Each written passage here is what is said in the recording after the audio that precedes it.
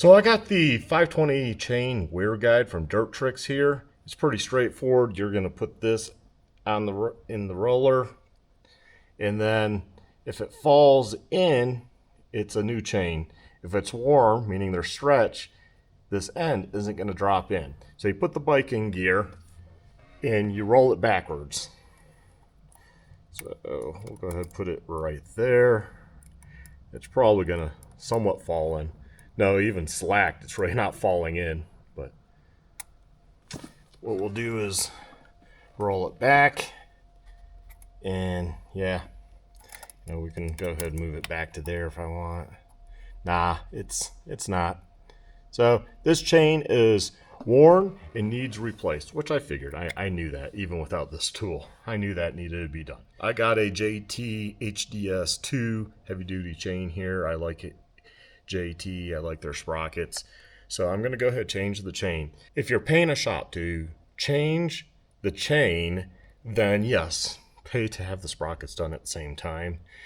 But I can do this whenever I want. So a chain's not that expensive. Sprockets aren't really that expensive.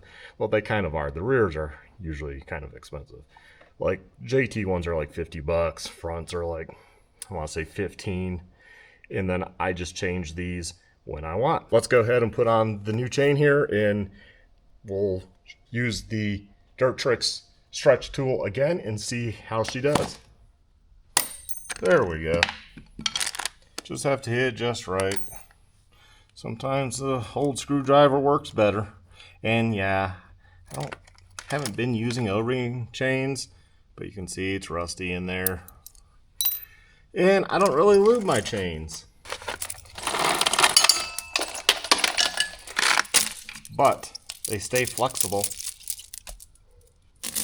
If you get a year out of a chain, I think that's pretty dang good. Yeah, it seems like the sprocket is bent, and I happen to have an extra, and it's only 25 bucks. That's the price tag I had on some of the others, so 25 bucks. New sprocket, so not much money. I don't happen to have a front right now, and the front's not like horrible. It has all its teeth. So because this one I think is tweaked, I do have a trip coming up. I'm gonna go ahead, put in a new one, and call it good. Yeah, I mean, it is war, so. Okay, which means gotta get this up on the stand, take off the wheel, take off the sprocket. Sucks, but yeah, I really should do that anyways. Put these adjusters all the way in, put this on, put the new chain on, and see how many links I need to cut out of that chain, and then go from there. Well, I took the rear wheel off, took the sprocket off. I'll clean up this recess here where the sprocket lays against the hub, just so it's laying flat, clean that up good. I wish I could just dip this whole thing in the ultrasonic cleaner. I already cleaned up the axle and all that in the ultrasonic cleaner. And obviously, always use a map torch, heat up each bolt. And I used the impact, or you can do it by hand, but you should have red Loctite on there, and that will soften it up, and you just pull it right on out, the bolts. Otherwise, you'll strip stuff, break stuff. Just heat those up. If on your bike you just want to heat up one just to give it a go, and use a wrench at first, and always hold the backside. Personally, what I like to do if they feel real stuck is put on the nut on the backside. Preferably if you can use that end, or a 6-point or whatever, and put it on. Use the mallet to give the end a whack, and then loosen it. Don't try loosening it with that, but I found if you do heat them up, you can just hold the back, and then use the impact, and it will just pull it right out because the Loctite is soft. So your call. Sometimes you can break things or round out, and yeah, then it's no fun. Then you're drilling stuff. That's happened. So a lot of times I'll take the wrench, put it on the backside, and just mallet, just at least make sure it's loose, and then go ahead and impact it off. Anyways, here's the rear sprocket. It might still be hot. A little bit hot. But it is definitely not round. You can see that's not flush to this pretty new concrete floor. They did a good job, so I'm going to say that is a pretty level floor, and that's not a level sprocket. Here, I'll show you the new one. So here's the new JT. It's the JTR 210.51. SC is just kind of their, forget what they consider that, but it has the kind of like open pattern. And the 51 is the sprocket size, 2 size. That's a 51. This is a 51. Stock is something like 48 or something. So I happen to have this size. This is what I'm putting on. If this were happened to be a 50, I would have put on a 50. If it was a 52, I'd put on a 52. This is what I happen to have, and I like 50 to 52. So this works. The front is a 13. I know you could put a 12 on the front and keep this probably at a 48 or 50, and it would be good, right? But whatever. Changing the rear sprocket's not that hard, although a bigger sprocket on the rear does tend to cause hen rocks. Sometimes you bend them, so that happens. Now, I've never had one so bent where I just lose the chain. If you do what you do on the trail, you can take a crescent wrench. If somebody has a crescent wrench, put it on here and then just kind of bend it by eye out, at least enough so the chain doesn't jump off. But this is kind of like a smooth bend. So I was probably in the rocks, so the chain still was following the sprocket just fine. But anyways, like I said, you change it out and it's flat on the ground here. Here, I'll just open it up. So we got it out of the bag. That's what she looks like. And when I lay it to the ground, that is flat. So that's what you want, nice and flat. Or can I show by...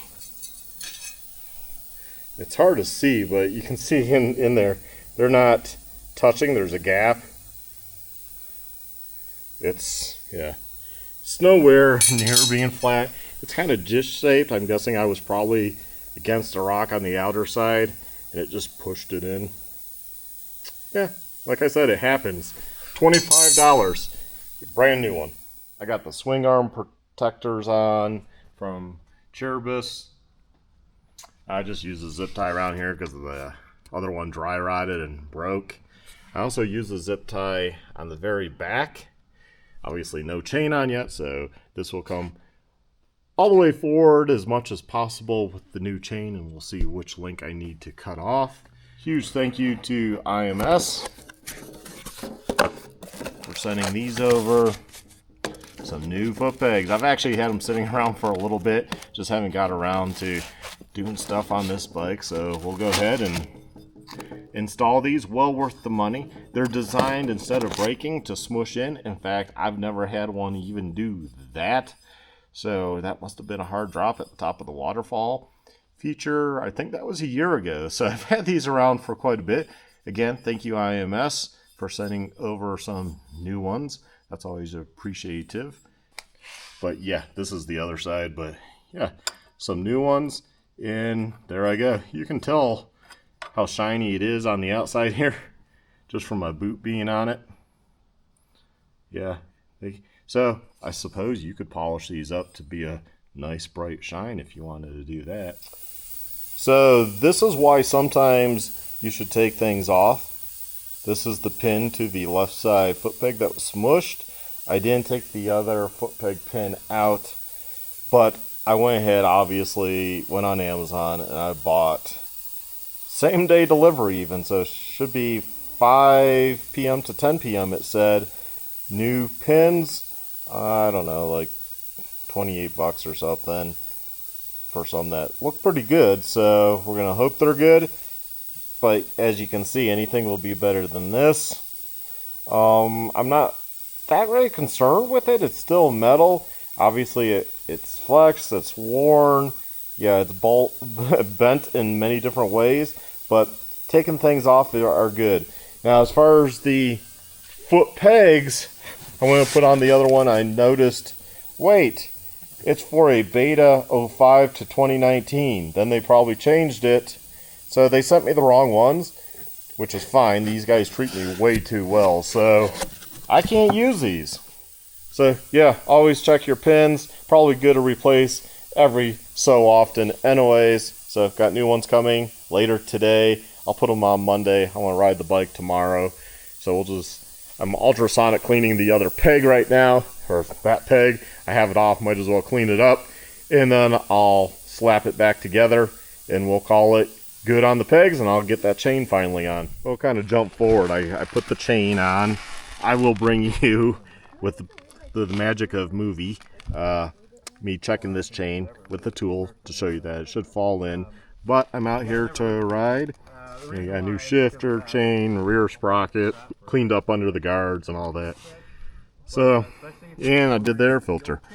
So, I think we're good to go for today. I did see when I started up, warmed it up, I have an exhaust leak at the front. Need a new O-ring. So I'll go ahead and do that this coming week. The power of movie magic. So the 520 chain wear guide, as you saw, I rode the bike. It worked out great. We're going to go ahead, put that in there and see it falls right in. Well, let's make sure it's in. I think it's in gear. There we go. It's in gear. Roll back so it gets tight, and it drops right on in. So that's how you know the chain is good with one of these. New chain, one ride on it. It's perfect.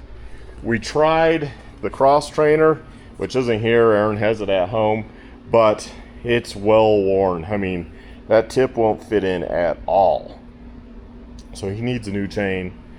And those foot pegs, they fit the cross trainer. So we went ahead and put them on the cross trainer.